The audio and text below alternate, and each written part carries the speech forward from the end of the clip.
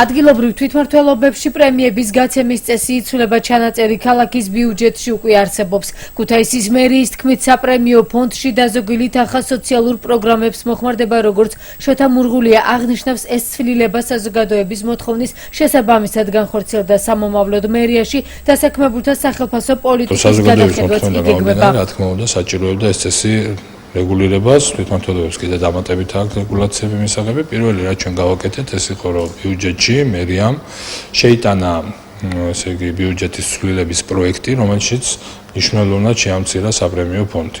და საპრემიო ფონდით მიღებული ესე იგი დაკომპენსირებული თანხა სოციალურ პროგრამებში და ინფრასტრუქტურულ პროგრამებში გადაიტანა.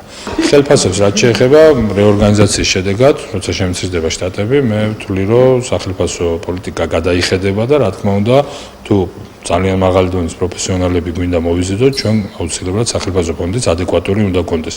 არა პრემიით უნდა დავკომპენსირო ადამიანს თავისი შრომა, არამედ ხელფასი უნდა იყოს ისეთი, რომ პრემია იყოს თქვათ რაღაც განსაკუთრებულ შემთხვევაში გასაცემი. ქუთაისში ბუხაიძის 12 ნომერში სასწრაფო სამედიცინო დახმარების სამსახური კუთვნილ რეაბილიტირებულ შენობაში დაბრუნდა. სასწრაფო სამედიცინო დახმარების ცენტრის პერსონალი თითქმის 2 წელზე მეტი ჩვენი ოჯახის კლინიკის დაქვემდებარებაში მყოფ შენობაში იყო განთავსებული. დღეს კი ცენტრის განახლებული ადმინისტრაციული შენობა ქუთაისის მერმა სამედიცინო დახმარების ცენტრის დირექტორმა და ადგილობრივი თვითმმართველობის წარმომადგენლებმა დაათვალიერეს.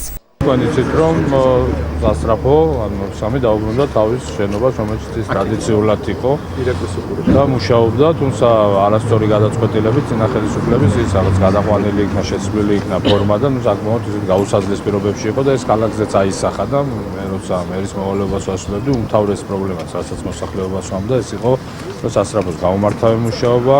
მე მახსოვს რომ როცა თოვლიდან ალექი მოდიოდა პრაქტიკულად მანქანებს იმ ადგილიდან ამოსვლა უკვე აღარ შეეძლო და ჩვენი დახმარება ჭირდებოდა, ამიტომ ჩვენ გადავწყვიტეთ ცენტრალურ ხელისუფლებასთან დავაყენეთ ეს საკითხი და ის შენობა, რომელიც 3 წელს გარემონტებული იქნა და პრაქტიკულად არ იყენებდა ქალაქი არაფერში, გადაცემული იქნა და დაბრუნდა სასწრაფო. სასწრაფო სამედიცინო დახმარების სამსახური დღესდღეობით სახელმწიფოს დაქვემდებარებაშია. სექტემბრიდან იგეგმება ავტოპარკის განახლება და მომსახურების ხარისხის ამაღლება. ბრიგადა ეყოფა ქალაქს, აქ საუბარია ჯანდაცვის სამინისტრომ უკვე აქტიურად დაიწყო ამაზე მუშაობა, პირველადი ჯანდაცვის